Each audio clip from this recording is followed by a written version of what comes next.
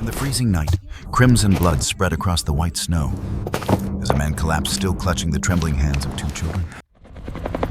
The roar of a helicopter tore through the storm, carrying fragile hope in the midst of despair.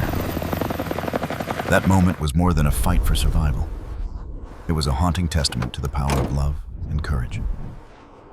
Click subscribe now to not miss any dramatic and emotional episodes from us. The storm had come down like a predator unleashed, swallowing the northern ridge of Montana in white chaos.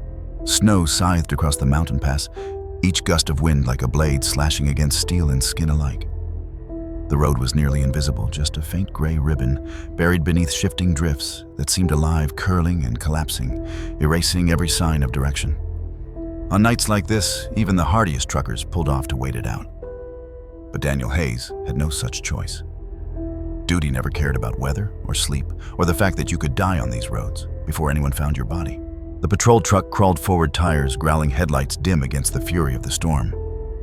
Inside, the heater strained against the cold, its weak hum nearly drowned by the roar of wind hammering the frame.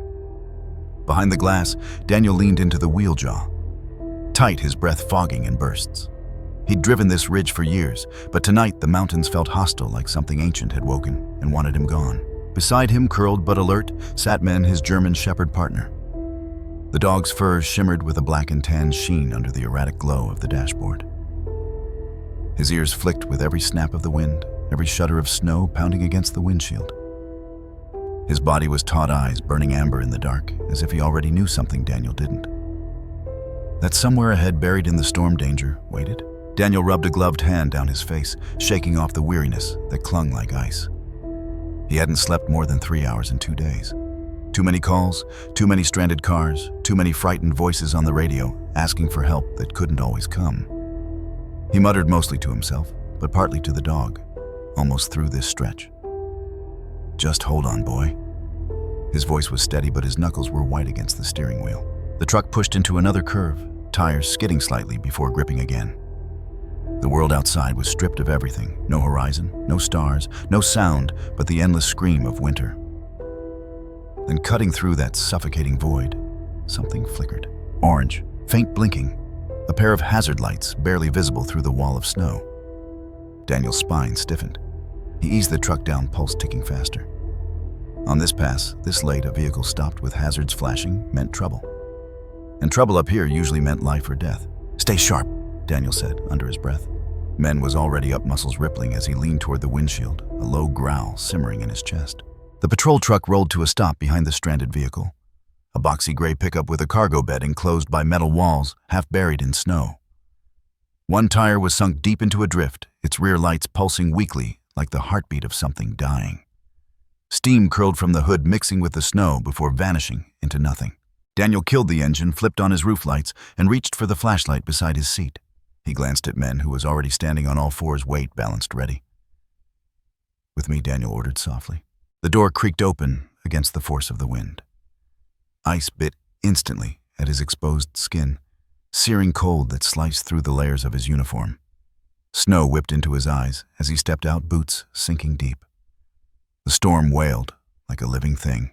The pickup loomed in front of him, half consumed by white. Its driver's door swung gently, banging back and forth, as if someone had left in a hurry. Daniel's light cut across the cab. Empty. The driver was gone. He swept the beam lower across the ground.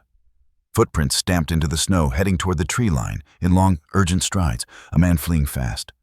Every instinct in Daniel screamed danger. Then he heard it. So faint at first, he thought it was just the storm playing tricks, an almost inaudible sound under the howl of wind. A muffled cry, a whimper. He froze, every muscle coiled. The sound came from the rear of the truck. Daniel's stomach dropped. He moved quickly now, boots crunching hard in the snow, Men following close. The dog's hackles rose, his growl deepening as they neared the enclosed cargo bed. The latch was crooked, not fully shut. Daniel's chest tightened. His training, his instincts, every part of him screamed one command: check it now. He shoved the latch upward and hauled the door open. The beam of his flashlight sliced through the dark. For a moment he couldn't breathe. 2 children. A boy no older than 7, a girl barely 4. Both bound with rope, their small bodies shivering violently against the metal floor. Their eyes, huge, glassy, terrified, locked onto his light like it was the only star left in the world. The boy tried to shield his sister with his frail body, his lips cracked and purple, his breath shallow fog against the cold air. The girl clutched at him weakly, her face pale lashes matted with tears and ice. Daniel's throat closed. He had seen Rex overdoses, shootings, plenty of nightmares in his years as an officer. But nothing prepared him for this. Children stuffed away like cargo discarded in the middle of a storm. "Jesus Christ," he muttered, dropping to his knees. He reached inside, fumbling off his gloves to check for pulses. His fingers trembled as he pressed against the boy's neck, faint but there.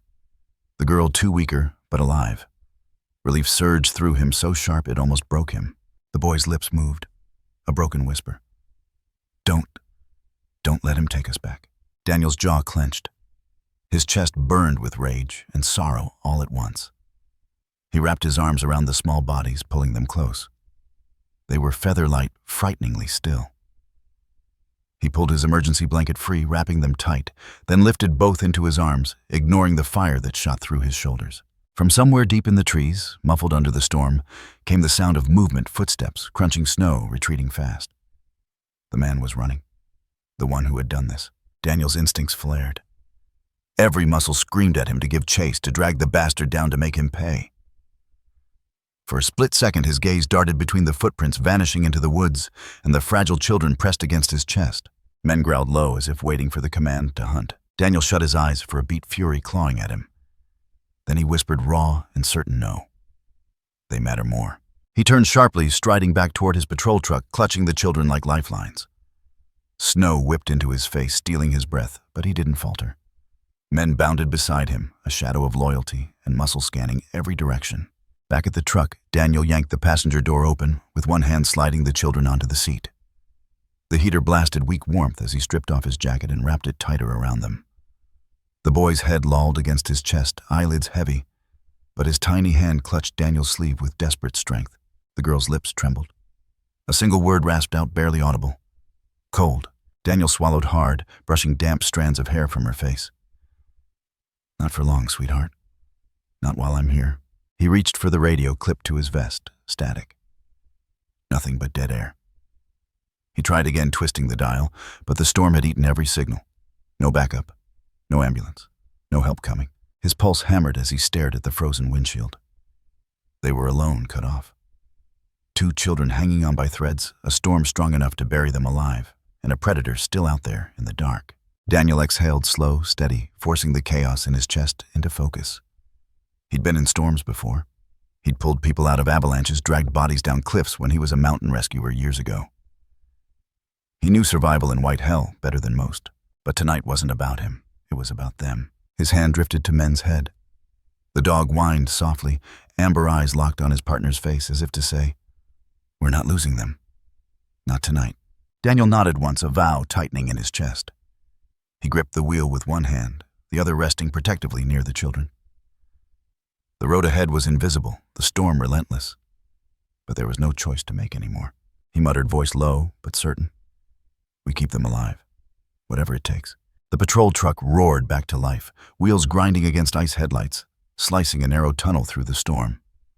Daniel leaned into the wheel, heart hammering every nerve alive with urgency. Men settled in the back, his body a living shield, eyes never leaving the fragile forms huddled on the seat. The blizzard screamed outside. But inside that truck, a new battle had begun. Not just against the storm, but against the shadows that had put 2 innocent children in a metal box and left them for dead. And Daniel Hayes swore with every fiber of his being that he would not fail them. The moment Daniel shoved the children into the passenger seat and slammed the door shut, the patrol truck became a fragile cocoon against the storm. Snow clawed at the glass in thick white streaks, the wind shrieking so loud it drowned out the children's weak cries. Men lunged into the back seat with practiced precision, planting himself against the door like a sentry. Teeth-bared eyes locked outward into the storm, as though he knew danger hadn't passed. It had only begun. Daniel climbed behind the wheel, breath burning in his chest, hands trembling as he reached for the ignition. The engine coughed, then roared back to life. Heat blasted weakly from the vents, wrapping the children in faint warmth. Noah clung to his sister, eyes wide and terrified, his lips pale, but still moving in desperate whispers meant to comfort her. Daniel's jacket was around both of them, making them look even smaller, swallowed by fabric and fear. For a fleeting second, Daniel let himself hope he had bought them a reprieve, but then he saw it. Headlights. Two beams cutting through the snow in the rearview mirror. Too sharp, too deliberate to be another stranded motorist.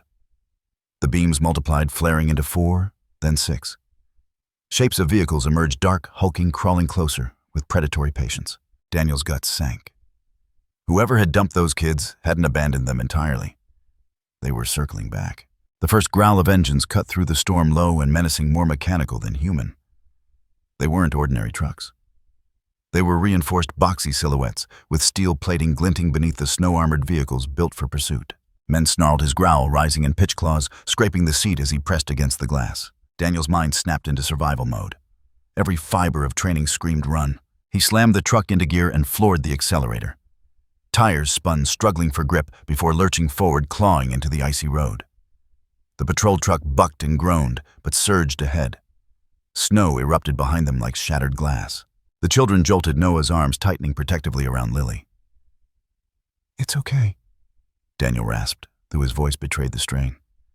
"Hold on, both of you. Just hold on." The storm closed in around them.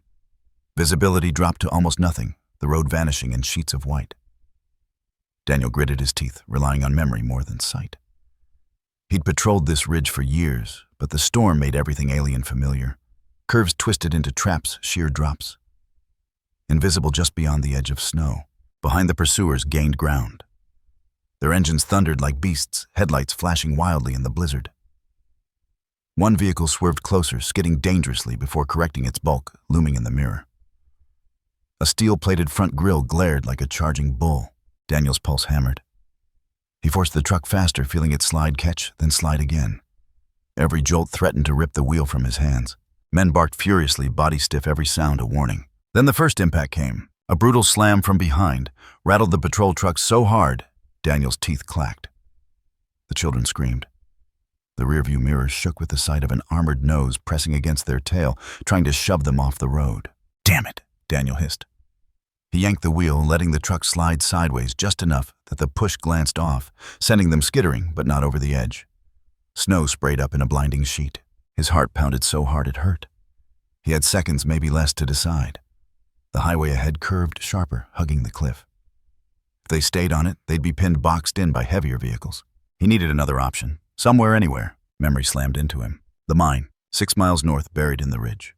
Old, abandoned, but still standing. He'd stumbled into it once during a mountain rescue, half frozen and desperate, when he was still young and reckless. There had been a stove, collapsed bunks, remnants of life left behind. It wasn't safety, but it was walls and a roof. And more importantly, it was off the main road. Hidden. A chance to disappear. Daniel forced a breath past clenched teeth. Eyes flicking from the winding road ahead to the shadows of the forest beyond. The entrance wasn't marked. Just a half-collapsed trailhead most drivers never saw, hidden beneath the slope. In this storm, it was practically invisible. He'd only find it if he trusted memory and instinct. But staying here locked in a chase meant death. He looked at the children. Noah was still holding Lily, his young face stretched taut with terror but fierce in its protection. The boy's eyes flicked up to Daniel's, silently begging him not to let go. That was all the answer Daniel needed. He yanked the wheel hard left. The patrol truck jolted, bouncing over the road's edge into unmarked snow. For a terrifying second, the vehicle fishtailed wildly, sliding toward the black void of a cliff. Men barked sharp, his claws digging into the seat. Daniel gritted his teeth, jerking the wheel with practiced control.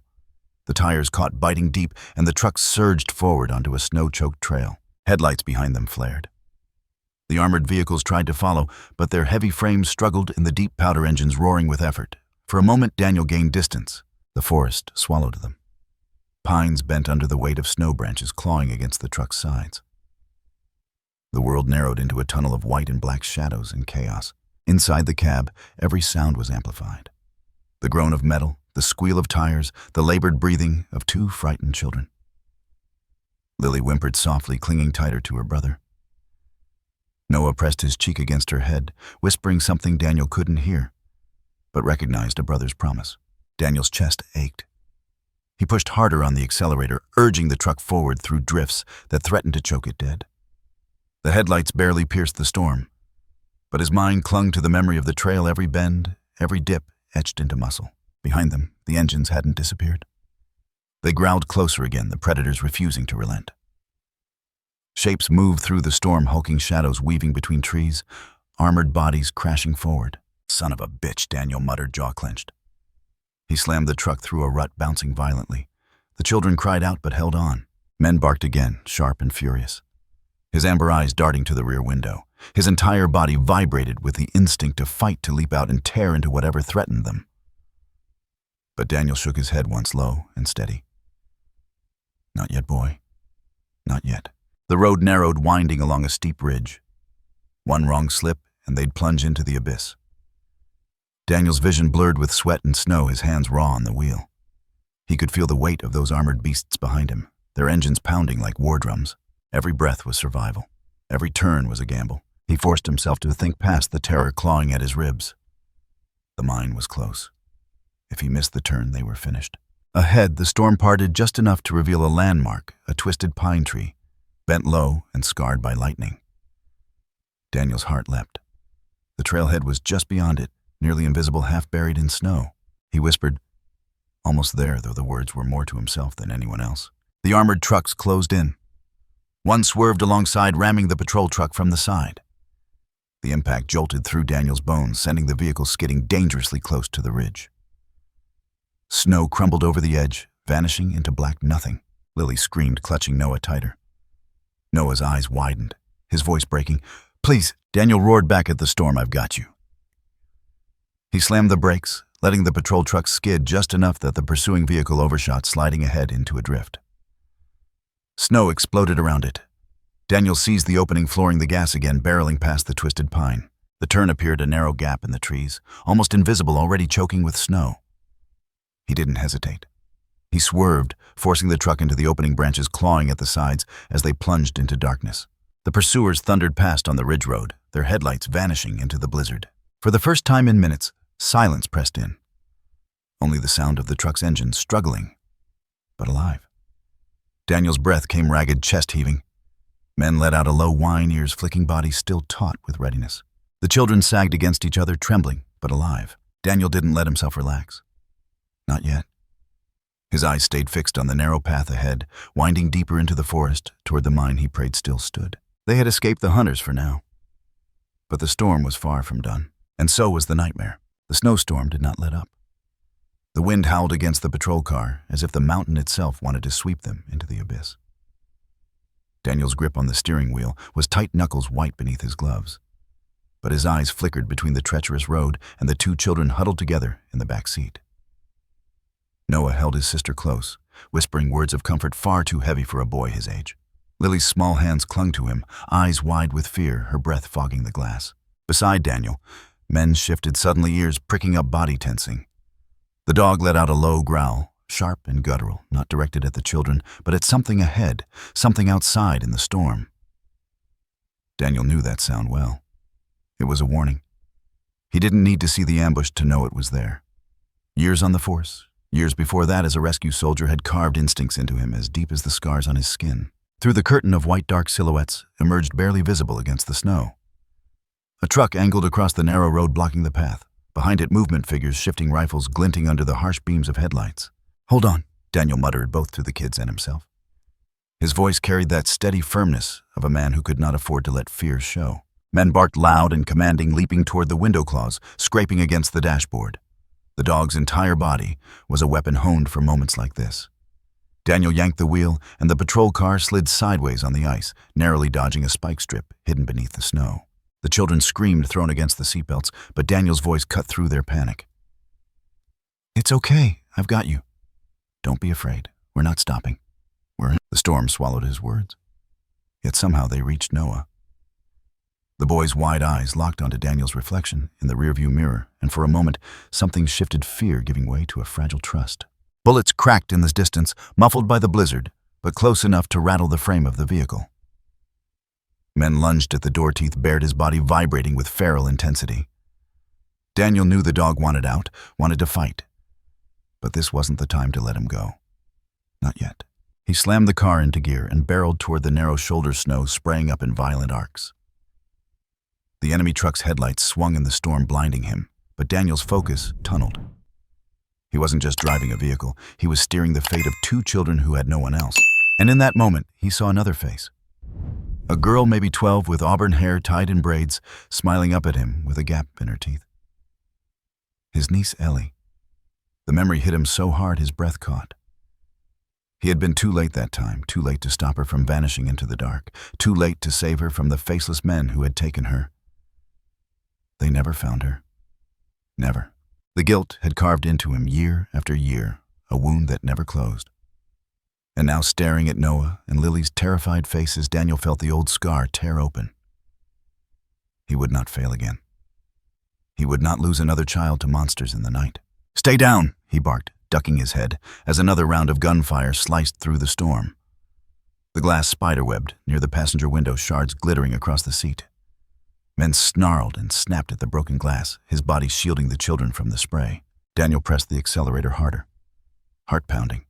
His mind worked faster than the storm around him, routes, obstacles, possibilities flashing in his head. He couldn't outgun them, not with 2 children in the back seat. He had to outthink them. He had to use the mountain itself. The narrow road curved dangerously, hugging the edge of a drop that disappeared into black nothingness. Most drivers would brake.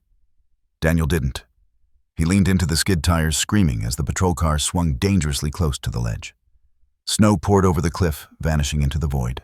Noah cried out, "We're gonna fall!" But Daniel's voice came steady steel wrapped in calm. "Not today. Not with me." Men barked again, the sound raw, almost human in its urgency. Ahead, Daniel spotted another silhouette in the snow, one of the pursuers crouched behind a drift rifle raised.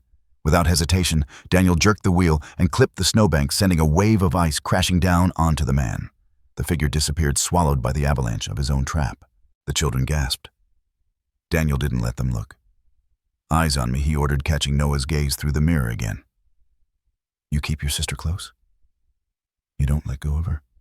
You hear me?" Noah nodded, trembling, but determined, his small arms tightening protectively around Lily. For a fleeting instant, Daniel's chest ached, not from fear, but from something deeper. A memory of what family meant, of the nights he used to read to Ellie, promising her the world was safe. Promises he'd broken. The road opened for a stretch, but headlights glared behind them. Another vehicle roared in pursuit, cutting through the storm. Daniel's pulse spiked. He could feel the chase pressing closer, feel the net tightening. But then, beneath the roar of the engines and the shrieking wind, there was the softer sound of breathing in the back seat. Lily had tucked her face against Noah's chest, whimpering. Noah rubbed her back, whispering, "It's okay, Lily. He's with us. He'll keep us safe." Daniel's throat tightened. He hadn't earned that faith yet, but he would. With every muscle in his body taut, he made a silent vow to the storm, to Ellie's memory, and to the terrified children behind him. No matter what waited on this mountain, he would get them through it. He would not abandon them to the shadows. Not this time. The blizzard swallowed the world whole, leaving only the pounding of his heart, the growl of the dog, and the fragile hope that maybe, just maybe, he could rewrite the ending this time. The snowstorm roared louder as Daniel spotted the jagged outline of the old mine entrance through the swirling curtain of white. The wooden beam supporting its arch looked half-rotten, blackened by years of neglect, yet to him it appeared like salvation. He had been here once before, years ago, while searching for trapped miners during a collapse. Back then, it had been a place of danger, suffocating air and darkness. Now, it was the only place that might give these children a chance to live. "Hold on," he muttered, voice hoarse from the hours of strain. His foot slammed the brake, and the patrol car skidded sideways, spraying ice and gravel. The vehicle lurched to a stop at the entrance engine, still rattling under the strain of the chase. Men was already pawing at the door, barking furiously. His hackles were raised, every muscle primed for the fight he sensed was coming. Noah and Lily clung to each other, eyes wide, breaths fogging in the freezing air. Behind them, through the sheets of snow, headlights flared like eyes of predators. Engines revved, doors slammed. The men were coming. Daniel shoved his own door open, boots crunching into snow breath, ripped away by the storm. "Out now," he commanded. His tone was sharp but not unkind. He reached for Lily first, scooping her trembling frame into his arms. Noah scrambled after, clutching Daniel's coat with both hands. Men leapt down, hitting the ground with the grace of a weapon unleashed. His growl rolled low like distant thunder. Dark figures spilled from the vehicles, their silhouettes staggering through the storm. Their shouts were muffled by the wind, but the menace in their movements was unmistakable. Guns gleamed briefly in the reflected headlights. "Go!" Daniel barked, pushing the children toward the yawning black mouth of the mine. He stayed low, shielding them with his body. The first gunshot split the night. Snow exploded at Daniel's feet, the bullet striking a buried rock. Men lunged, teeth flashing white in the darkness, intercepting the man who had broken forward through the snow. His weight collided with the attacker, dragging him down in a violent tumble. A scream tore through the storm, cut short by the feral snarl of the dog. Noah froze, staring at the chaos, terror paralyzing his legs. The attacker's hand, clutching a pistol, stretched toward him, even as men sank his teeth deeper into the man's arm. Daniel's voice cut through, fierce and commanding. "Noah, move now!" The boy jerked back into motion, stumbling after Daniel, who carried Lily against his chest like she was more precious than air itself. Noah's boots slipped on the ice, but Daniel's free hand shot out and yanked him upright, never breaking stride toward the mine. Another shot echoed. Sparks flew as metal scraped stone near Daniel's shoulder. He ducked, shoving the children through the crumbling wooden entrance. Inside, the darkness was immediate and absolute. The storm's roar was cut off, replaced by the heavy, suffocating silence of underground. The only sound was their ragged breathing, fast and uneven, and the sharp scratch of men's claws as he bounded after them, muzzle wet with snow and blood. Daniel flicked his flashlight on the thin beam, cutting a narrow tunnel of visibility into the mine. Dust floated in the cold air, stirred by their frantic movements. The walls seemed to press closer, jagged rock and old timber groaning softly under the weight of decades. "Stay close," Daniel whispered, his voice hushed now, more intimate, but no less urgent. He crouched slightly, guiding the children deeper. Lily whimpered, clinging tighter around his neck, but Daniel murmured, "I've got you, sweetheart. You're safe with me." Behind them, faint voices echoed, shadows entering the mouth of the mine boots, crunching stone.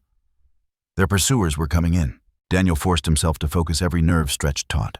This place was a labyrinth. If he could remember the tunnels correctly, there was a deep shaft further inside that connected to an older passage, one the criminals might not know about.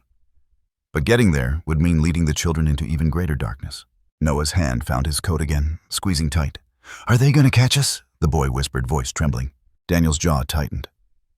"Not if I can help it. Trust me, Noah." For a moment, the beam of the flashlight caught Daniel's own reflection in a rusted piece of abandoned machinery. A man with weary eyes, jaw set with grim determination. He hardly recognized himself. Not the officer who had once believed rules and procedure could keep the world safe. No, this was a man carved by guilt, carrying the weight of a lost child on his conscience, now driven by a vow he could not break. The echoes grew louder. Footsteps, the scrape of metal, the faint glimmer of another flashlight far behind.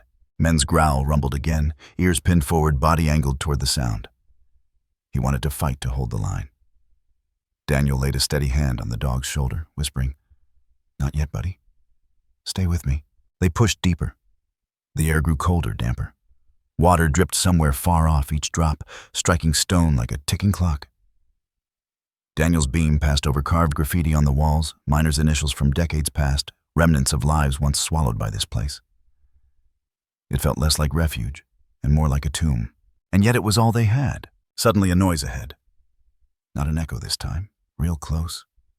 Daniel froze, pulling the children back against the wall. His light swept forward, landing on a collapsed beam, half burying the tunnel. Beyond it, a gap barely wide enough for a man to squeeze through. "Through there," he whispered. Noah shook his head, voice quivering. "It's too small. You can do it. You have to." Daniel's tone left no room for argument. He lowered Lily first, pushing her small body through the gap. She whimpered, but Daniel guided her, gently whispering encouragement until her hands reached the other side. Then he urged Noah forward, watching the boy force himself to crawl through the jagged opening shoulders, scraping stone. The light behind them grew brighter. Shadows stretched long across the tunnel walls, men stiffened, teeth bared. A figure appeared at the far end of the passage, gun raised. The muzzle glinted in the beam of Daniel's flashlight. Time slowed. Daniel had no weapon, just his body, his will, and the dog at his side. "Men go," he roared. The dog launched forward with explosive power jaws, closing around the attacker's wrist before he could fire. The man screamed, the gun clattering to the ground. Men drove him back into the wall, a whirlwind of teeth and muscle refusing to let him near the children. Daniel shoved himself through the gap after the kids, rock tearing at his jacket. The last thing he saw before the darkness swallowed him was men's silhouette locked in the struggle, unyielding. On the other side, Lily sobbed quietly, Noah clutching her tight. Daniel pulled them both close, his chest heaving. He reached back through the gap, calling softly, "Man," for a heartbeat silence. Then the familiar scrabble of claws, the dark shape of the dog forcing his way through the rubble sides, heaving muzzle streaked but eyes still blazing. He had left the attacker broken in the tunnel behind. Daniel let out a breath he hadn't realized he was holding. He swept the light around the cavern they had entered, vast, echoing deeper than he remembered. Just the three of them and the dog, their heartbeats pounding in the hollow dark. The storm outside was gone now, replaced by a new battlefield, the labyrinth of shadows where every step forward could be safety or the end. Daniel's hand tightened around the flashlight. "We keep moving," he said softly. His voice was steady, but the weight of it pressed on the air. No stopping now. And so they did, the children clutching him. The dog at his side, deeper into the mine, where light could not follow, where only resolve, love, and the thundering rhythm of survival kept them alive. The tunnel narrowed as Daniel pushed forward, his flashlight beam trembling slightly in his grip. The further they went, the more the mine felt less like a natural refuge, and more like something altered. The air carried a strange sterility, not just damp mineral and mildew, but the faint chemical bite of alcohol and iodine lingering, as though time itself could not wash it away. Men trotted ahead, ears twitching, nose lowered to the dirt. His usual growls were gone, replaced by a wary silence. Lily whimpered softly, clutching Noah's sleeve, her small frame half hidden behind her brother. Noah, for once, wasn't trembling out of childish fear alone. His eyes had gone distant, glassy, as though shadows on these walls unlocked something buried deep inside his mind. The tunnel opened suddenly into a chamber. Daniel froze at the threshold, his heart hammering. This was no miner's cavern. Steel panels lined the walls, sheets of metal bolted over stone. The beam of his flashlight swept across overturned tables, cabinets rusted but still bearing hazard symbols. Papers lay scattered on the floor, damp and curling ink blurred by time. And their rows of broken glass vials, syringes, abandoned straps dangling from examination chairs bolted to the ground. Daniel's stomach turned. He had seen interrogation rooms before. He had seen the crude setups cartels used for torture. But this was different. This was calculated, methodical, scientific in its cruelty. He stepped forward, boots crunching on shattered glass. He lifted a paper from the floor, the edges damp and cold. The words were half faded, but enough remained to sting his gut. Subject viability, neural adaptation, dosage exceeded threshold. "Jesus Christ," he whispered. Lily tugged at his sleeve, voice small. "What is this place?" Daniel didn't answer. He couldn't. Instead, he scanned the chamber, the harsh reality sinking in. It wasn't just a hideout. It wasn't just a mine. Someone had built this, hidden it away beneath the snow and stone. And whoever they were, they hadn't been testing on animals. The small restraints, the medical charts with childish silhouettes, the scattered toys, broken blocks, a doll with its head snapped off, told the truth. This had been for children. Noah's breathing grew sharp and uneven. His eyes darted across the room, then locked onto a corner where an old gurney leaned against the wall, its surface stained straps dangling loose. He stumbled forward as if drawn by an unseen force. Daniel followed quickly, hand reaching out. "Noah, wait." But the boy was already there, standing, rigid hands clenching at his sides. His voice was barely audible, cracked and hollow. I've been here." Daniel froze. His grip on the flashlight tightened until his knuckles whitened. "What did you say?" Noah's eyes brimmed with tears, but they didn't fall. He lifted one trembling finger toward the gurney. "They made me lie down. Men in white coats, masks on their faces, lights so bright I couldn't close my eyes. And that smell." He gagged suddenly, covering his mouth with his sleeve. The sharp smell. It burned my nose. "They kept telling me not to move." Lily's face crumpled, horrified. She clung tighter to Daniel, burying her face in his jacket. Daniel crouched, placing both hands gently on Noah's shoulders. He forced the boy to meet his eyes. "Listen to me, Noah. You're safe now. They're not here." But inside, Daniel's blood boiled. He had suspected organized crime, ransom, maybe even trafficking. But this illegal medical trials on children hidden under the guise of a mine. It was darker than anything he had prepared himself for. It reeked of conspiracy, the kind that slithered far beyond a handful of criminals with guns. Noah pulled away slightly. His face, pale eyes wide, as though staring into a past only he could see.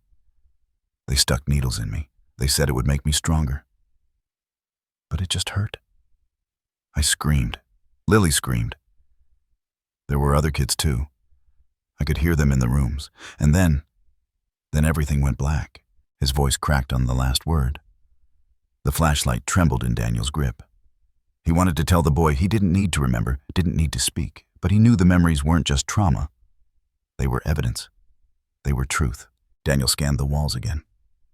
A set of double doors loomed at the far side, heavy and metallic, slightly ajar. The edges bore scratch marks, as if someone had tried desperately to claw their way out. He led the children toward it, men pacing at his side. The dog's nose brushed the floor. His body tense, every sense alive. Daniel pushed the door open slowly, hinges groaning. Beyond lay another room. Smaller, but no less horrifying. Metal cages stacked 2 by 2 lined the walls. Each bore identification tags S12, S13, S14. Inside, only scraps remained, thin blankets, gnawed plastic cups, traces of hair tangled in rust. Daniel's chest tightened. He gripped the frame of the door to steady himself. His mind conjured the sight of children trapped in those cages, waiting for men in white coats to drag them out. The air still carried faint traces of bleach and rust, a cocktail of sterility and rot. Lily whimpered again, clutching Noah's hand. The boy, meanwhile, stood stiff, staring at one of the empty cages. His lips parted and a single word slipped out like a ghost. Eli. Daniel frowned. What? Noah blinked, hard tears spilling at last. There was a boy. His name was Eli. He didn't come back after they took him. I tried to remember his voice. He was my friend. Daniel's stomach dropped. Every detail painted a picture more monstrous than the last. The kids hadn't just been kidnapped, they had been selected. Subjects for experiments. Disposable lives in some sick pursuit of science. He swallowed hard, pushing down his rage. Anger could come later. Survival had to come now. He pulled Noah close, resting a firm hand on the boy's back. Listen to me. What they did here, it's over. They don't get to touch you again.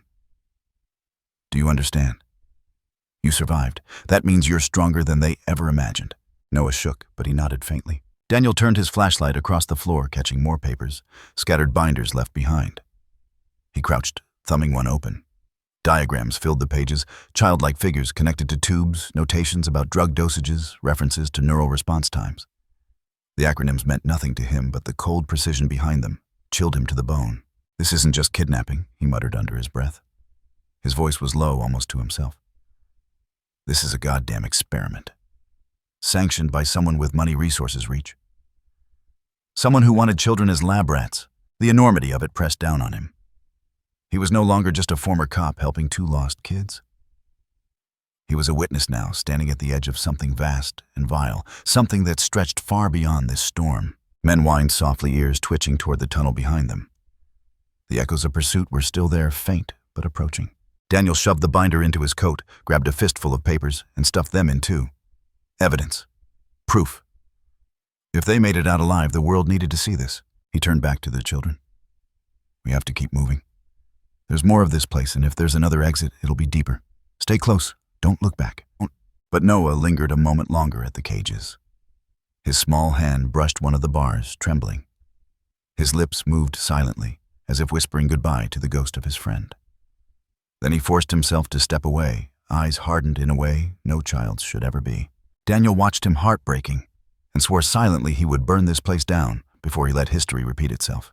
The flashlight beam carved a path into the next tunnel, their shadows stretching long across the steel walls. Each step echoed like a drumbeat, a reminder of how deep they were, how alone and how much truth was buried here. But Daniel wasn't just leading them anymore. He was carrying a mission he hadn't asked for, to uncover the nightmare hiding in the dark and to drag it into the light, no matter what it cost. And in Noah's haunted eyes, he saw the reason he couldn't fail. The sound came first, a faint metallic echo reverberating through the steel-plated chamber.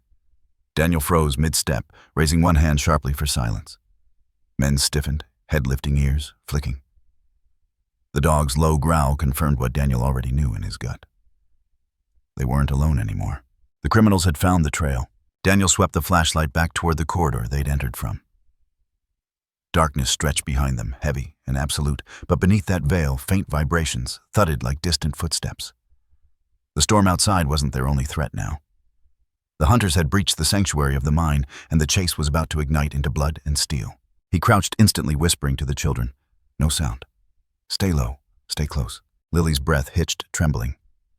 Noah pulled her against him, holding her like a shield, even though his own body shook. Their eyes reflected the beam of light, terrified, pleading. and something deeper, the desperate need for someone to protect them. Daniel felt that weight crush into his chest. Failure wasn't an option. Not here. Not now. The first voice cut through the dark, guttural and sharp. They're close. Spread out. Don't let them slip deeper. The men were organized. Too organized for simple kidnappers. Daniel slipped his pistol free, thumb flicking the safety without hesitation. The metal felt heavier than ever. Not just a weapon, but the line between survival and annihilation. He guided the children quickly behind a stack of overturned cabinets, shielding them with his body. Don't move unless I tell you, he whispered. His tone left no room for argument. Lily buried her face into Noah's chest, and the boy nodded firmly, despite the terror rippling through him. Men slinked to Daniel's side, hackles, raised lips peeling back over sharp teeth.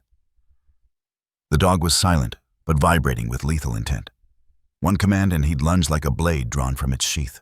The footsteps grew louder. Boots scraping against gravel, guns clicking as they were readied. Shadows stretched at the far end of the corridor. Then a flashlight beam pierced the darkness, sweeping the chamber.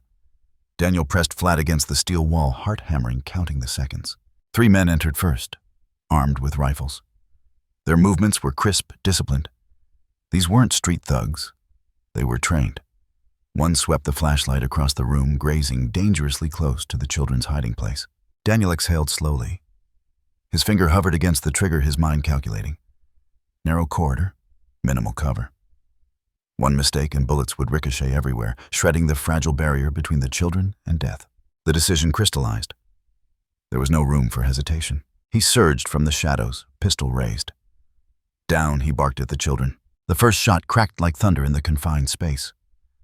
The nearest gunman dropped instantly, weapon clattering from his grip. Chaos erupted. The others spun rifles, raised beams of light, cutting the dark like knives. Men launched forward at the same instant, a blur of muscle and fury. He slammed into one man's chest, teeth snapping into flesh. The scream that followed was high-pitched, cut short as the dog dragged the attacker to the ground. Daniel fired again, the corridor flashing bright with muzzle fire. Another figure staggered, clutching his shoulder as blood sprayed across the steel wall. The air turned into a storm of sound gunfire, snapping bullets sparking against metal, the guttural snarls of men locked in combat. Noah shielded Lily with his body, forcing her low against the ground.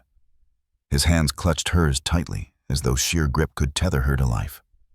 Her sobs were muffled, but Daniel could feel them, small tremors in the air that pierced through the storm of violence. Daniel ducked behind the cabinet as bullets slammed into it, fragments of steel flying. He gritted his teeth, leaned out, and returned fire with sharp precision. One man fell backward, rifle slipping from his hand, but there were more coming. Their boots pounded against the corridor, reinforcements charging in. Daniel's lungs burned, adrenaline surging. Every instinct screamed at him, "Move, shield the kids, don't let them get pinned." He glanced back. Noah's eyes locked on his, wide and glassy. In that single look, Daniel saw everything: fear, yes, but also the desperate trust of a child who had no one else to rely on. That trust anchored him, sharpened him. This wasn't about his survival anymore. It was about theirs. "Stay down," he growled again, then pivoted out, firing with brutal efficiency. Each pull of the trigger echoed with purpose, a promise made in blood. He would not let these children die here. Men snarled louder, his jaws tightening on the throat of the man beneath him. The attacker thrashed violently, but the dog's body was iron unyielding. Blood spread across the ground in dark pools. Another gunman advanced, rifle raised directly at Daniel. Daniel dove sideways, bullets slicing past his shoulder, the heat searing his skin. He hit the ground hard, rolled and fired upward. The man convulsed, rifle slipping from his grasp. For a moment, the corridor fell silent again, save for the echoes of gunfire fading into the tunnels. The stench of blood, sweat, and gunpowder hung heavy. Daniel's chest heaved, sweat dripping despite the cold. He scanned quickly. 3 bodies lay sprawled, unmoving. Another writhed in pain, clutching his mangled shoulder. Men released his grip reluctantly, stepping back to Daniel's side, muzzle soaked crimson. The children hadn't moved. Noah still cradled Lily, his arms wrapped so tightly it was as if he could fuse himself to her. Her face was buried in his shirt, her small hands trembling. Daniel approached them quickly, crouching. "You okay? Any of you hurt?" Noah shook his head violently, though his lips trembled. We're okay." Daniel placed a hand on the boy's shoulder, squeezing firmly. "Good. That's good." His eyes flicked back to the corpses sprawled in the hallway. The reprieve wouldn't last. The others would come soon, and they'd come harder. He reloaded swiftly, each click of the magazine a grim reminder of how thin the line had become. The children's terror wasn't a distraction. It was fuel. Each sob, each wide-eyed glance poured gasoline into the fire of his resolve. These kids had already survived nightmares no child should ever face. He would damn well make sure they survived this one, too. The echoes began again. More footsteps. More voices. The hunt hadn't ended, it had just escalated. Daniel exhaled sharply, steadying his hands. His pulse hammered, but his mind was razor-edged. The mine had become a coffin, and the only way out was to fight tooth and nail. He glanced down at men who bared his teeth. Growl rumbling deep in his chest. Ready, boy. The dog's gaze burned back at him, feral unflinching. Daniel turned to the children. His voice was hard commanding, but laced with unshakable certainty. No matter what happens, you stay behind me. Don't run, don't scream. Just hold on. Noah nodded again, face pale, but determined. Lily clutched tighter, whispering, "Don't let them take us." Daniel's heart clenched. He brushed a hand briefly over her hair, a fleeting touch of comfort amidst the chaos. "They won't. I promise." Then he rose, squaring his shoulders, pistol raised once more. The shadows stirred ahead. The storm wasn't over. It was only beginning, and Daniel was ready to meet it head-on, not just as a man fighting for survival, but as a shield forged by the terror in two children's eyes, a shield that would not break, no matter how many bullets rained down. The silence that followed was not silence at all. It was a heavy, suffocating weight pressing against the walls of the mine, filled with the low hum of dripping water, the distant rumble of the storm above, and the faint echo of boots moving deeper into the tunnels. Daniel pressed his shoulder against the cold steel beam, his body screaming with pain. The bullet had grazed him high along his left arm, tearing skin and muscle, leaving warmth running down into his sleeve. He ground his teeth and tightened a strip of fabric around the wound, pulling it hard until the bleeding slowed. The sting was sharp, but his eyes never wavered from the children. Lily's face was ghost pale, streaked with tears that caught the faint light. Noah's arms wrapped around her like chains, refusing to let go, though his own chest heaved in panic. Daniel swallowed the pain. The injury didn't matter. They couldn't see weakness in him, not now. He needed to be stone, the immovable wall standing between them and death. "Listen," he whispered, crouching low so his eyes leveled with Noah's. "They'll keep coming. But this place, it's not just a mine. It's a labyrinth. I worked rescue once, back when caves collapsed, back when every wrong step meant death. I know how to make this ground fight for us." The boy nodded quickly, too frightened to speak. Lily pressed her forehead into Daniel's uninjured arm, small sobs shuddering through her. He brushed her hair back gently with his free hand, then pushed himself to his feet. Men padded forward, muscles coiled, tail stiff. The German shepherd tilted his head, nostrils flaring as he caught scents drifting down the corridor. A low growl rumbled deep in his chest, warning direction instinct all at once. Daniel's eyes followed. He trusted the dog as he trusted his own instincts. The tunnels were carved unevenly, some narrow, some opening into cavernous pockets. Abandoned equipment, littered corners, rusted carts, steel cables, broken beams. To untrained eyes, it was clutter. To Daniel, it was opportunity. He set to work quickly, whispering directions to the children as he moved. He looped cables across low door frames, burying them in dust so they'd catch ankles. He toppled loose planks into narrow choke points, setting them like spikes. His hands worked automatically, memory guiding him. Each knot, each placement echoed back to nights spent in collapsed shafts, improvising with seconds left before rubble claimed lives. Every task flared the pain in his arm, but he forced it down. Pain could be dealt with later. Survival couldn't. Men prowled ahead, pausing suddenly at one intersection. His ears shot forward and his body stiffened. Daniel froze, signaling the children to drop low. From far down the corridor, muffled voices drifted closer, searching, commanding. They split up. Daniel muttered under his breath. Damn it. His eyes swept the terrain quickly. This was it, the spot. One narrow passage, collapsing beams stacked high, a single path forward. Perfect to funnel them. Stay here. Don't move. No matter what. His tone cut sharper than before, enough that Noah clamped his mouth shut and nodded fiercely. Lily whimpered but buried her face into her brother's chest again. Daniel pressed his back against the wall, pistol steady, listening. The voices grew clearer. Boots struck gravel. Then finally figures. The first man entered the choke point flashlight beam, cutting through the dust. His boot hit the tripwire Daniel had set. In an instant, a cascade of loose beams and rusted steel crashed down the mine itself, roaring as debris buried the man beneath. His scream ended in a sickening crunch. The others shouted, scrambling, weapons raised. Confusion fractured their coordination. That's when Daniel struck. He stepped out, gunfire erupting, flashes lighting the tunnel. Bullets tore into the narrow space. One man dropped instantly, another staggered, shouting as he fired blindly back. Daniel ducked behind a cart, returning fire with sharp precision. Men sprang forward, seizing one attacker's arm before teeth sank into his flesh. The scream was guttural, broken, echoing against stone walls. But then chaos surged sideways. Another figure slipped through a lean shadow, darting past the fray. Daniel's heart dropped. He wasn't coming for him. He was going for the children. Lily's gasp pierced the air as the man lunged. One arm outstretched, his hand closing on her wrist. She shrieked, yanked upward with terrifying ease. Noah fought desperately, pulling at her, screaming, "Let her go!" Daniel spun too far to intercept too many bullets, pinning him down. The helplessness burned hotter than the wound in his arm. But men moved before thought, before command. He released his grip on his prey and hurled himself sideways, a streak of muscle and fury.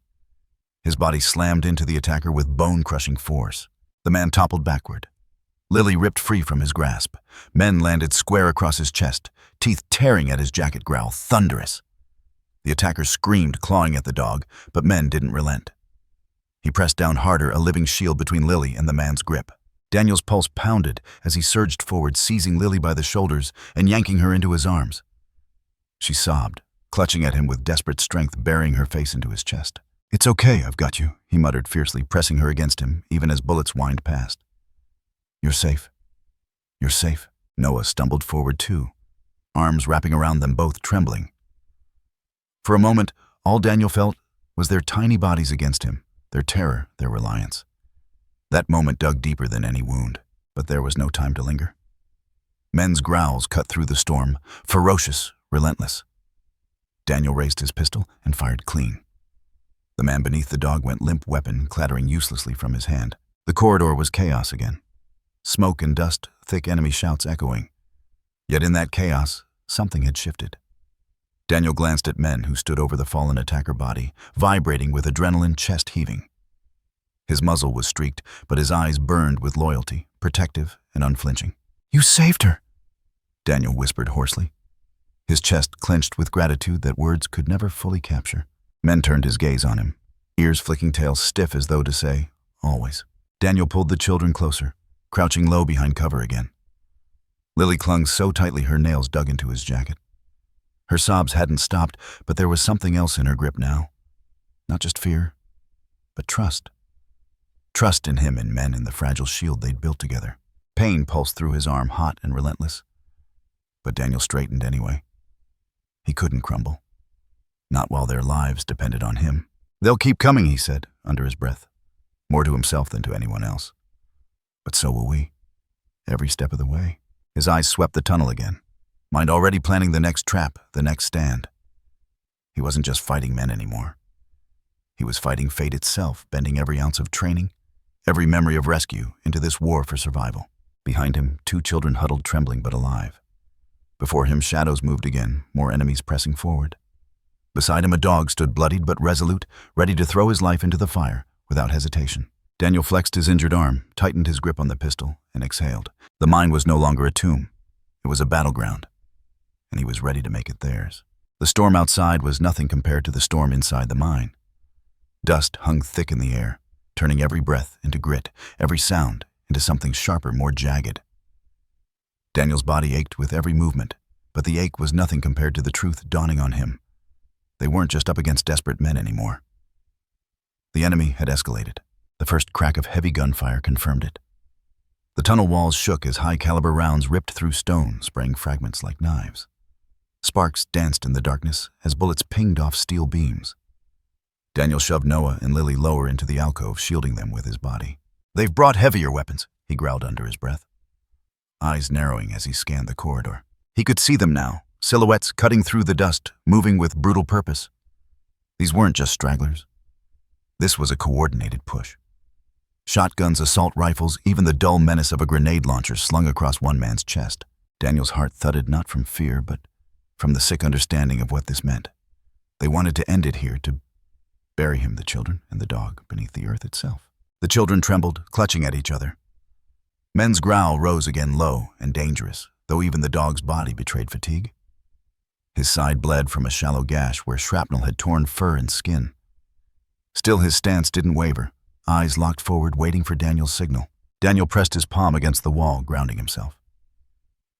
He couldn't outgun them. He knew that. But he could outthink them. That had always been the difference between living and dying in tight spaces like these. The corridor ahead split into two passages, one narrow winding upward, the other wide leading to collapsed shafts. Daniel memorized the map in seconds.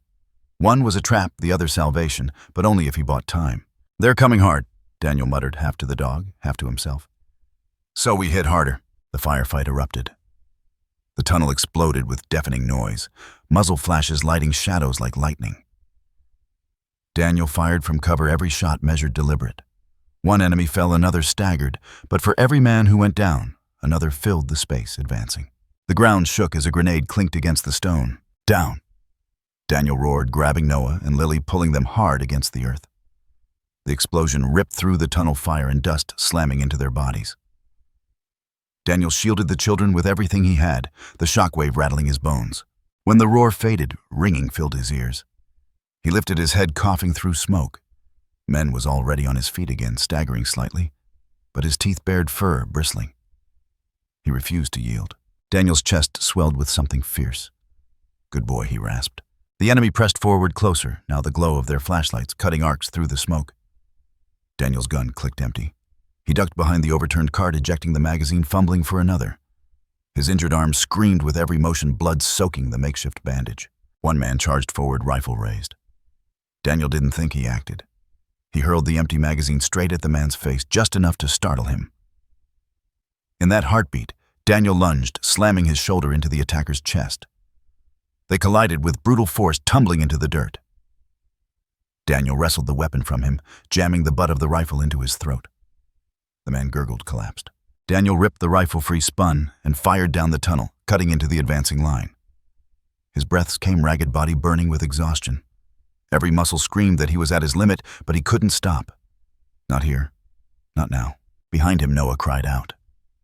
Daniel twisted just in time to see a second attacker slip from the shadows, knife raised. No, Daniel roared, but the distance was too far. Men crossed it first. He slammed into the man, teeth locking on his arm, twisting it violently. The knife clattered to the stone. The attacker screamed, swinging wildly, landing a brutal kick into the dog's ribs. Men yelped, body thrown aside. But even injured, he scrambled back to his feet, lips curled, snarling. Daniel's chest clenched at the sight. Men was hurt, his flank bleeding more heavily now, one leg limping. But he still planted himself squarely in front of Noah, refusing to budge. The dog growled, every fiber of him screaming defiance. Daniel's throat burned. He leveled the rifle and pulled the trigger, ending the attacker's threat. Then he dropped back beside Men, dropping one hand to the dog's head, steadying him. "Stay with me. I need you." Men's body trembled, but his eyes... God, those eyes still burned with loyalty. The enemy regrouped, their commander barking orders, voices echoing like demons. More footsteps, more gunmetal glinting in the dark. Daniel's rifle rattled in his hands. As he fired again, bursts of bullets cutting through the haze. He shifted position constantly, dragging debris into barricades, keeping the children shielded. But the pressure was relentless. Each second stretched like an eternity, each breath a gamble. Lily whimpered softly into Noah's chest. Noah whispered back words Daniel couldn't hear, but his arms never loosened. Even in terror, the boy was anchoring her. Daniel's vision swam. His muscles burned, his wound throbbed, but he forced himself onward. Every tactic, every trick he had left poured into the fight. He triggered rock slides with stray bullets collapsing parts of the shaft to slow their advance. He lit oil-stained rags and hurled them fire, blossoming in the narrow tunnels, forcing enemies back. But for every second gained, his body paid a price. His movements grew heavier, slower. Sweat stung his eyes. His breaths came shallow. And still the enemy pushed. One figure broke through the smoke-heavy machine gun braced against his hip. The roar of the weapon filled the mine bullets, tearing apart stone and metal. Shards flew everywhere. Daniel grabbed Noah and Lily again, throwing them flat. Men yelped, stumbling as a bullet grazed his side. Blood sprayed against the ground. Daniel shouted, terror lacing his voice. The dog staggered, legs trembling, yet still dragged himself forward, planting once more in front of Noah. His chest heaved, blood dripping, but his eyes blazed with the same fire. He barked once hoarse, broken, but defiant. Daniel's heart tore open. He could barely breathe, the sight cutting deeper than any wound. Men was giving everything, even as his body failed him. The machine gun roared again. Daniel rolled behind cover, counting the rhythm of fire, the brief pauses when the enemy reloaded. He burst out during one of those silences, firing every round left in his rifle. His shots tore into the gunman, sending the massive weapon crashing to the ground. The silence afterward was deafening. Only the ringing in his ears and the shallow gasps of the children remained. Daniel staggered back toward them, falling to one knee. He pressed his forehead briefly against men's whispering words only the dog could hear. Not yet. Stay. Just stay. The dog's tail thumped once against the ground, weak but resolute. Daniel forced himself back upright, though his body screamed to collapse. He looked down the tunnel shadows, still shifting, more enemies preparing. His chest rose and fell like a man drowning, but his eyes blazed with something unbreakable. They hadn't beaten him yet, but in that moment, the truth weighed heavy. He was near the edge, his strength nearly spent, the dog bleeding, the children terrified. The mind trembled with every gunshot, every explosion. It felt as though the world itself was conspiring to bury them alive. And still Daniel raised his weapon, because surrender was not an option. Because as long as Noah and Lily breathed, as long as men still stood on his feet, this fight wasn't over. The enemy roared again, charging forward. Daniel gritted his teeth, pain blurring into fire, and launched himself back into the storm. The battle raged, savage and unrelenting, each second dragging them closer to the edge of losing everything. The air itself seemed to whisper the truth that survival was slipping away, that hope itself was being crushed beneath the weight of steel and blood. And yet in that suffocating dark, a spark still burned, because Daniel refused to let go, because men still guarded the boy, because even in the face of annihilation they fought. And as the mind shook with the fury of war, the world seemed to hold its breath, teetering on the knife's edge of almost lost. The storm outside roared like an ancient beast tearing at the mountainside, as if it wanted to swallow the haggard souls hiding in the abandoned mine. Inside, the flicker of Daniel's flashlight trembled against the damp rock walls, illuminating faces tight with fear. Noah clinging to Lily, their small bodies shaking not just from the cold, but from the weight of something too heavy for children to carry. Daniel's breath was ragged, one hand pressed against the graze across his side, blood seeping through the torn fabric. He should have been thinking of the pain, but his eyes were locked on the metal case he'd unearthed from the corner of the corridor. His fingers pried it open with a mix of desperation and hope. And there it was, a rusted emergency transmitter, dust caked in the grooves, but intact. His heart hammered, a lifeline, but as he lifted it, his throat tightened. The transmitter wasn't functional inside. It needed to connect to the outside sky, to catch even a fragment of signal amidst the storm. That meant stepping out into the death trap of white chaos, where the cold could slice a man open quicker than a knife, and where armed killers still hunted them. His mind raced, go out there, and he might never return. Stay here, and the children would die in darkness. Noah's wide eyes followed him. What is that? The boy asked, voice trembling. Daniel crouched to their level, holding the transmitter like it was both salvation and curse. It's a signal beacon, he explained quietly. It can call for help, but it only works outside. The silence after those words was heavier than the storm's howl. Noah glanced at Lily, who buried her face into his chest, whimpering. But if you go out there, Noah whispered, you won't come back. Daniel inhaled sharply.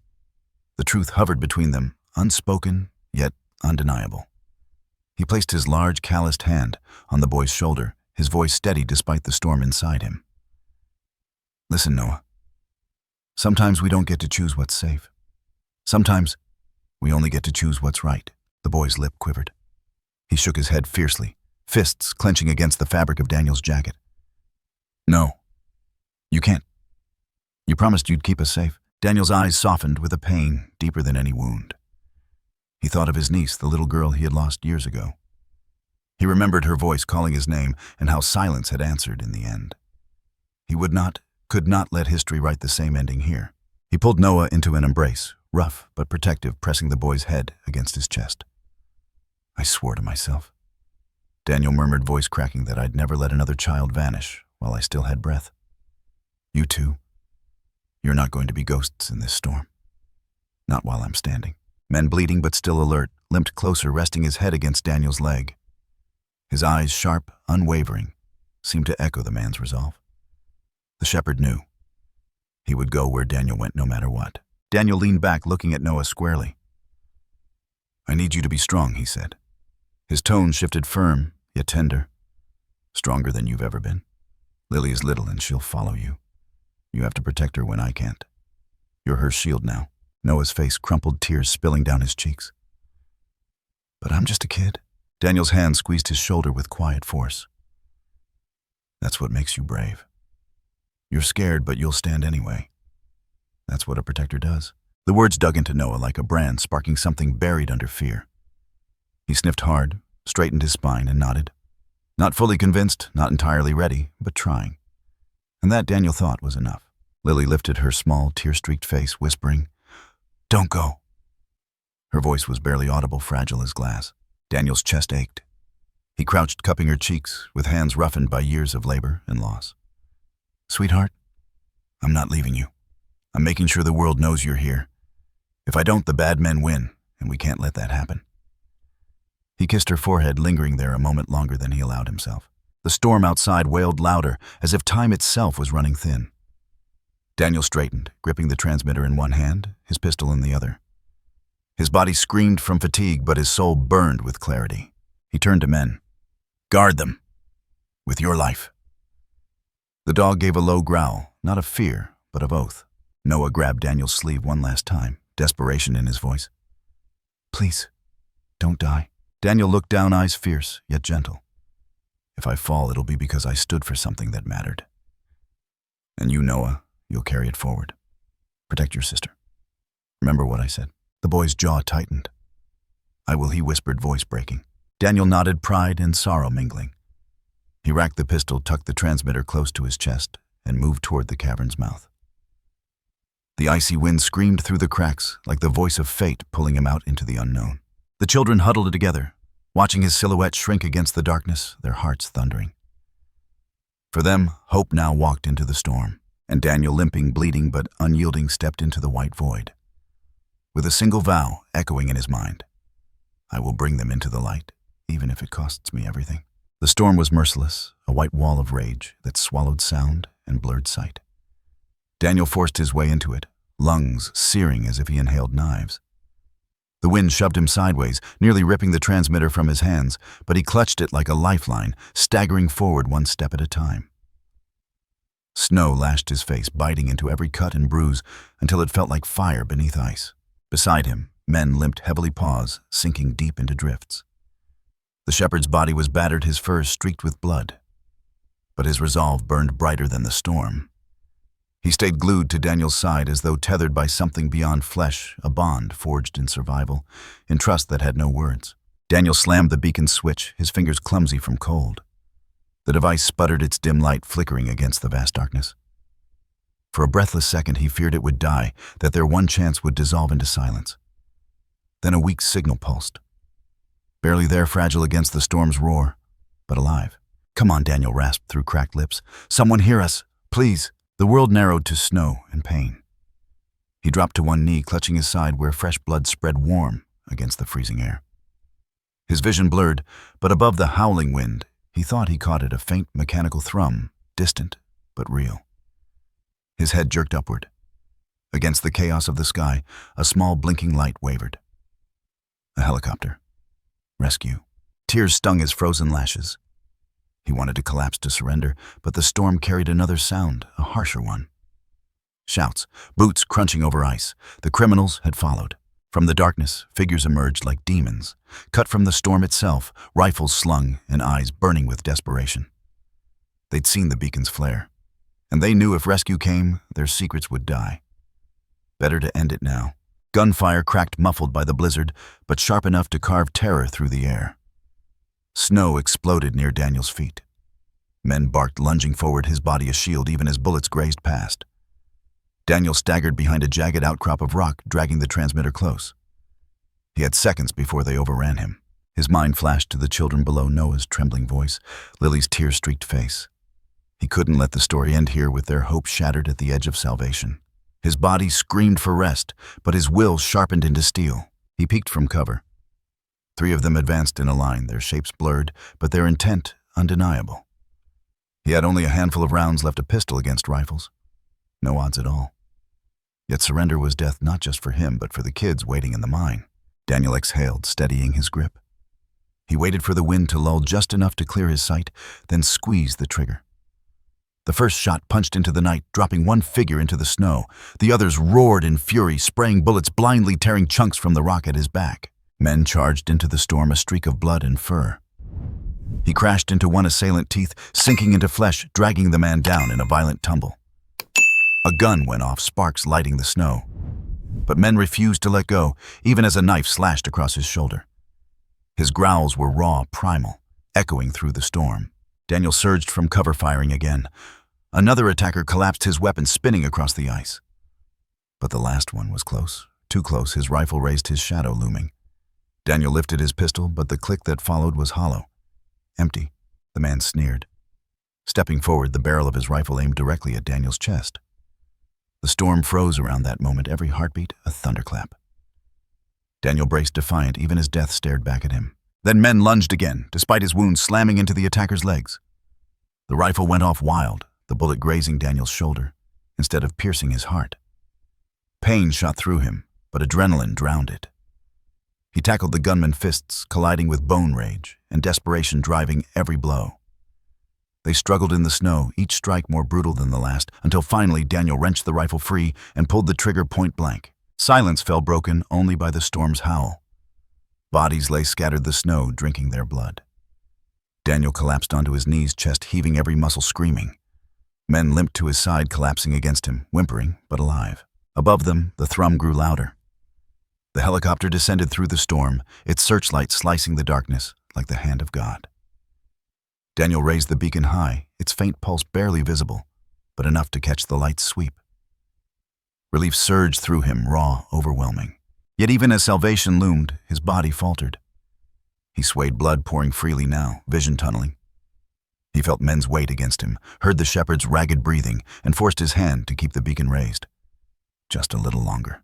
The helicopter's loudspeaker cracked through the storm voices, shouting for survivors. Ropes unfurled, rescuers descending like angels through the snow. Daniel slumped back, exhaustion finally claiming him, but his lips curved into the ghost of a smile. He had done it. Against storm, against death, against every nightmare they had been seen. As darkness tugged at him, his final thought wasn't of his pain, but of Noah and Lily. Of their wide, hopeful eyes when rescue came crashing through. He whispered through frozen lips, almost too faint to hear, "You're safe now." And the storm raged on, but for the first time, it no longer owned them. The snowfield was a graveyard of silence, broken only by the storm's roar. Yet Daniel knew it wasn't over. The air carried another rhythm, heavier, slower footsteps cutting through the blizzard with the certainty of a predator. Out of the swirling white came a figure larger than life's shoulders, squared coat flapping like the wings of some black bird of prey. The leader, the one who had orchestrated every cruelty, every chase, every scar carved into their bodies. His eyes glowed in the storm's half-light, cold and merciless. A scar ran across his cheek like a brand of violence, and in his hand gleamed a long knife, serrated and purposeful. He didn't rush. He didn't have to. He stalked forward with the calm of a man convinced of his victory, convinced that Daniel was already broken. Daniel forced himself to stand, though his legs trembled beneath him. Blood soaked through the makeshift bandage on his shoulder, seeping down his arm and freezing almost instantly in the storm air. He lifted his pistol, but the hollow click answered him again, empty. The leader smirked. "End of the line," the man's voice cut through the storm, low and guttural. Men growled, the sound guttural, primal, echoing across the snow. The shepherd staggered forward, battered but unbroken, his eyes locked on the knife. Daniel dropped the useless gun, his breath clouding the air, his fists clenched. He had no bullets left, but he had resolve, and he had men. The leader lunged. The storm seemed to pause as steel flashed, slashing across Daniel's chest. Pain exploded through him, white-hot, driving him back into the snow. He gasped, the taste of iron flooding his mouth. The knife had cut deep, and every beat of his heart pushed more blood into the white beneath him. But survival wasn't about waiting for mercy. It was about clawing it back. Daniel grabbed a fistful of snow, hurling it into the leader's eyes. The man cursed, blinded for an instant, and Daniel surged forward with raw desperation. They collided in the snow fists, slamming into flesh bone, cracking under the violence. Each punch carried the weight of everything Daniel had endured, every loss, every injustice, every child's terrified cry in the mine. The leader was stronger, heavier, driving Daniel down into the freezing ground. His knife slashed again, cutting into Daniel's side, tearing a cry from his throat. The world tilted, black edges creeping into his vision. He felt death's shadow stretch close. And then men struck. The shepherd came like a phantom, leaping through the storm jaws, clamping onto the leader's arm. The knife clattered to the snow, spinning out of reach. The man roared, shaking violently, but men's teeth sank deeper, unyielding, the growl in his chest, vibrating like thunder. Daniel saw his chance. He dragged himself forward, every muscle screaming, and snatched the knife from the snow. With a final guttural roar, he drove it upward, straight into the leader's chest. The man's eyes widened, disbelief flickering for the first time. His body convulsed, breath catching before he collapsed backward into the snow, men releasing him, only when he stilled completely. Daniel fell with him, gasping, clutching his bleeding side. The storm spun around him, and for a moment, all he saw was red against white life draining into the ground. His strength was gone, but the leader was finished. The nightmare was over. Men limped to Daniel's side, pressing close, whining softly, as if urging him to stay awake. Daniel's hand trembled as he reached to stroke the shepherd's blood-matted fur. Above, a sound cut through the storm, the steady thrum of blades. A beam of white light tore the darkness apart, slicing across the battlefield. The helicopter had arrived, its spotlight bathing the snow in a radiance that felt almost divine. Shadows fled before it. The storm seemed to shrink. Rescuers shouted from above, ropes tumbling down. Daniel tried to rise, but collapsed again, his body betraying him. He looked to the sky, lips moving in a whisper. "We made it." Men barked weakly, his gaze following the light, as though recognizing salvation. Together they lay in the snow, broken but unyielding, while the storm that had sought to bury them was itself cut open by the brilliance of rescue. Daniel's blood pooled around him, his vision dimming, but in the light's glow he saw not just survival, but promise. Noah, Lily, safe alive. Hope secured by sacrifice. As hands finally reached them, pulling their battered bodies from the storm's grip, Daniel's eyes fluttered closed. He had given everything, and in return the storm had been broken, the children's future reclaimed. And in the distance, the lifeless body of the leader lay half buried in snow, his shadow erased forever by the light that had finally come. The helicopter's interior rattled with the force of the storm outside, blades chopping the sky in frantic rhythm. But within the cabin, there was a fragile cocoon of warmth. Thermal blankets had been thrown over Noah and Lily, wrapping their trembling bodies in the first sense of safety they had known in what felt like a lifetime. The children clung to Daniel, their small hands gripping his blood-streaked jacket, as if terrified he would vanish the moment they loosened their grasp. Daniel sat slumped against the cabin wall, the harness struggling to hold his weight. His breaths were shallow, ragged. Every rise and fall of his chest came with a wet rattle that betrayed how much blood he had lost. The storm had carved into him. The knife had pierced him. Yet here, with the children pressed against his side, he fought to remain upright. He refused to collapse, not yet, not when their wide, fearful eyes still searched for reassurance. Noah's face was streaked with dirt and tears, his voice trembling as he leaned close to Daniel's ear. "You kept your promise," he whispered, the words barely audible over the thrum of the rotor blades. "You didn't let go." For a moment, Daniel's bloodied lips curved upward. The smile was faint, fragile, but it carried more strength than any weapon he had ever held. He tilted his head toward the boy, his voice rough and broken, but steady enough to answer. "I told you, I'd bring you out of the dark." The words were almost lost, swept into the chaos of the storm beyond the metal hull. But Noah heard them. He buried his face into Daniel's chest, clutching him tighter, and his small shoulders shook with sobs that carried both relief and grief. Men lay on the floor of the cabin beside them, chest rising and falling unevenly, his fur matted with blood and ice.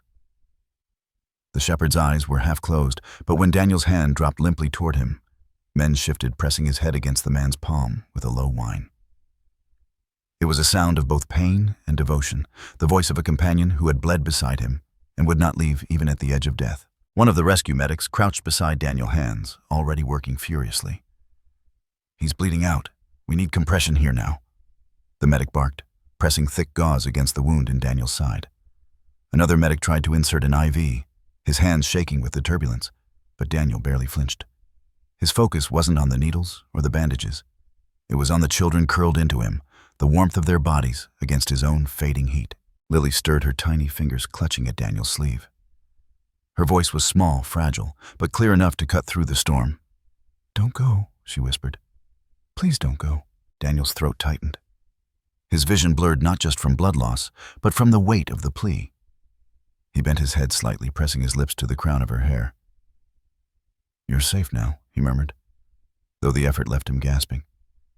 "That's all that matters." The helicopter lurched, climbing higher, breaking through the worst of the storm. For the first time, the children could see faint stars flickering through the small cabin window. Beyond the clouds, there was light, weak, distant, but undeniable. It was proof that they were leaving the nightmare behind, that survival was no longer just a desperate fight in the snow, but a reality being carried toward them by the roaring machine. Noah lifted his head, watching the stars, then glanced back at Daniel. The boy's tears glistened in the pale light. "You did it," he said again, as if needing to remind both Daniel and himself. "You kept us alive." Daniel's eyelids fluttered. His head dropped back against the wall, exhaustion crashing over him like waves. His chest rose once, twice, each breath shallower than the last. But before the darkness pulled him under, he let out a final exhale that carried a faint chuckle, a breath of triumph. Men whined louder, pawing weakly at Daniel's boot, as though trying to rouse him, refusing to accept the stillness settling over his body. The medics shouted for more bandages, more pressure, their voices sharp with urgency. "Stay with us, damn it," one yelled, shaking Daniel's shoulder. But amid the chaos, there was serenity in the way Daniel's expression softened. The lines of pain eased, and for the first time since the ordeal began, he looked at peace. The helicopter banked, pulling free of the storm's edge. Below them stretched a sea of white wilderness, endless snowfields where battles had been fought, where blood had been spilled, where promises had been tested. And yet rising above it all, the aircraft carried something the storm could not bury: hope. Noah clutched Lily tighter, their small forms wrapped in blankets, but rooted in Daniel's embrace. Even as his body sagged, they held onto him as if he were the anchor of their entire world. Their tears wet his jacket, mingling with the blood already there, a testament to both suffering and survival.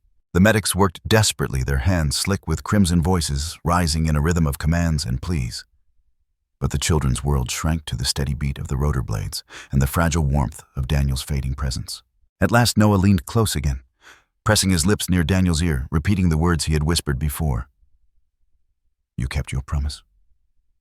His voice cracked on the last syllable, but it was steady enough to reach Daniel's dimming consciousness. Daniel's chest rose once more, a faint exhale escaping his lips, almost a sigh of relief. His smile lingered as his head tilted slightly toward the boy. The cabin fell into a quiet that was heavier than the storm itself.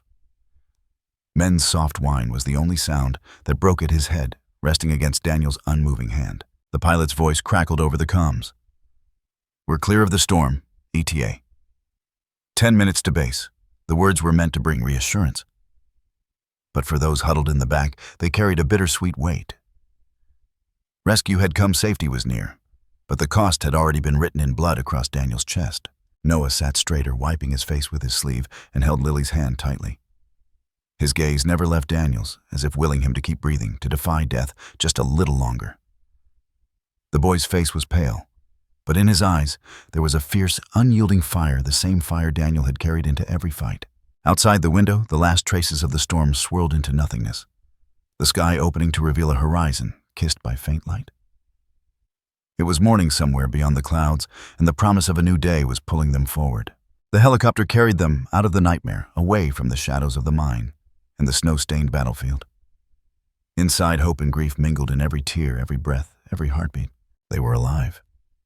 But survival had not come without sacrifice. As the aircraft surged onward, its blades cutting a path through the sky, Daniel's bloodied body remained the center of their fragile world, a reminder of the promise he had kept and the price he had paid. And so the helicopter left the storm behind, bearing not only the wounded and the weary, but also the fragile flame of hope flickering against the vast darkness, carried upward on wings of steel and tears. The snow had stopped falling the morning Daniel opened his eyes in the hospital. It was not the sterile beeping of monitors or the hushed shuffle of nurses' shoes that woke him, but the sound of children laughing somewhere in the hallway. For a fleeting moment, he thought he was still dreaming, still inside that helicopter, still bleeding, still hearing Noah's whisper. But when his gaze focused, he saw sunlight flooding through the window, gilding the sterile room in warmth he hadn't expected to ever feel again. He was alive. Against every odd, against the bitter cold and the blood he'd spilled, he had clawed his way back.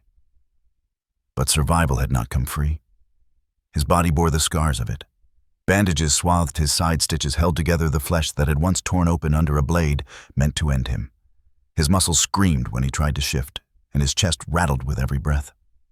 Yet the moment his eyes drifted to the far side of the room, where Noah and Lily sat curled together in chairs too big for them, his pain quieted. They were safe. They were whole. And their present small bodies, huddled under hospital blankets, was proof enough that everything had been worth it. When Noah stirred and noticed Daniel was awake, the boy's face lit with a mixture of joy and relief. He scrambled to the bedside, clutching Daniel's hand with both of his. "You made it," he said breathlessly, as if afraid to speak too loudly in case it shattered the fragile truth. Daniel squeezed weakly, his smile tired but genuine. "I told you I'd never let go," he murmured. In that moment, something inside Daniel shifted. He had spent years carrying the badge, living under the weight of laws and chains of duty. But in those children's eyes, he saw a truth no courtroom or precinct could ever hold. His battle wasn't with criminals or cases. It was with the silence that swallowed children like Noah and Lily, the forgotten ones. And he knew then, with a clarity sharper than any blade, that his days as a police officer were finished. Weeks passed. The snow-melted spring crept across the city, and Daniel left the hospital, with men limping faithfully at his side. The shepherd bore scars as deep as his own, but his spirit was unbroken. Children reached out to touch him wherever they went, sensing the quiet power in the dog's steady presence. Daniel did not return to the precinct. Instead, he turned his back on it. When the captain pressed him, urging him to reconsider, Daniel simply placed his badge on the desk and walked away. The weight lifted instantly. He had given enough blood to that life. Now it was time to build something new. With the savings he had hoarded over years and donations that trickled in after the story of the rescue spread through the news, Daniel purchased a rundown warehouse on the edge of the city. The place reeked of rust and abandonment, its walls lined with graffiti, its windows shattered. But when Daniel stepped inside, he didn't see decay, he saw possibility. He saw warmth where there was only cold laughter, where there was only silence. He saw a home. The first hammer strike echoed like a promise. Volunteers arrived, neighbors, retired officers, shelter workers, even strangers who had read about Noah and Lily and wanted to help. Together they scrubbed the walls, replaced the windows, built bunk beds and kennels, filled the place with colors that felt like sunrise instead of storm clouds. When it was done, the sign above the entrance bore a name that made every volunteer pause with quiet reverence: the Noah and Lily Haven. It was not just a shelter, it was a sanctuary. A place for children with nowhere else to go, and for dogs discarded by the world. Daniel insisted they belonged together, children and dogs alike, both scarred by abandonment, yet carrying hearts that only wanted to love and be loved. Men became the soul of the haven. His limp was permanent, but it never slowed him down. He padded through the halls, with solemn dignity, lying beside trembling children during their first nights, barking sharply, when bullies from outside tried to harass the younger ones, curling protectively around the smallest when nightmares struck. The children began to whisper about him in the way ancient villages might whisper of a guardian spirit. To them, Men was not just a dog.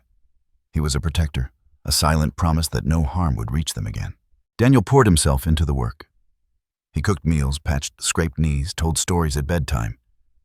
But he also carried the harder burdens, listening to confessions of fear, of abuse, of abandonment, whispered in shaking voices. He offered what he could: patience, protection, and the fierce certainty that they were no longer alone. Months turned to years. The haven grew. Dogs found families, children found stability, but many stayed. And every snowstorm that swept the city carried with it echoes of that night, when Daniel, Noah, Lily, and Men had fought their way through the dark. On one particular winter's day, the air was sharp, the ground blanketed in white. Dozens of children bundled in coats spilled out into the yard, their laughter rising high into the frozen sky. They built snowmen, threw snowballs, rolled across the drifts with joyous abandon. Men stood in the center of it all, his black and tan coat dusted with frost eyes, bright as he barked and chased after them. Despite the years, despite the limp, his movements were graceful, powerful. Noah and Lily, taller now, but still carrying the spark of that storm night, raced alongside him, their cheeks flushed with life. Daniel stood at the porch, watching them. The years had etched deeper lines into his face, but his eyes shone with peace.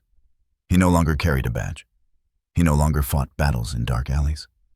Instead, he carried this, the sound of laughter, the sight of resilience, the knowledge that his sacrifice had planted something that would outlive him. He closed his eyes, listening.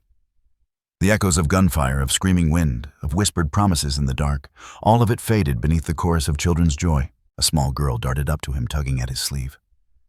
"Come play," she urged, her mittened hand, insistent. Daniel chuckled, shaking his head. "I think men's got this round handled," but she refused to let go. "No, you two." And so he stepped into the snow boots, crunching shoulders lighter than they had been in years. The children erupted in cheers, pelting him with snowballs, laughter pealing through the air. Men barked triumphantly, circling him, as if to say, "See, you belong here too." For a brief moment, Daniel looked around the haven behind him. The children before him, men by his side, and he felt it fully healing. Not the absence of scars, but the transformation of them. Not the erasure of pain, but the reshaping of it into something enduring, something bright. As the camera, a memory might pull back, the scene became timeless children and dogs chasing one another across snowfields, their laughter rising into the sky like a hymn. Daniel stood in the middle, no longer a broken man fighting shadows, but a builder of light, a guardian of hope. And over it all, as if spoken by the wind, itself came the words that would remain long after the snow melted, long after the laughter quieted. In the fiercest storms, hope still rises, born from love and carried by courage. The haven stood as living proof, a second home for the lost, a sanctuary for the discarded, a monument to the night when promises were kept, when love defied death, when hope carved a path through the storm. And in that place, laughter never ceased. It echoed through the halls, across the snow, into the hearts of all who entered.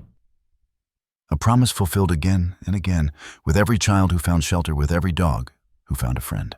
The storm was gone, but the light it left behind burned brighter than ever.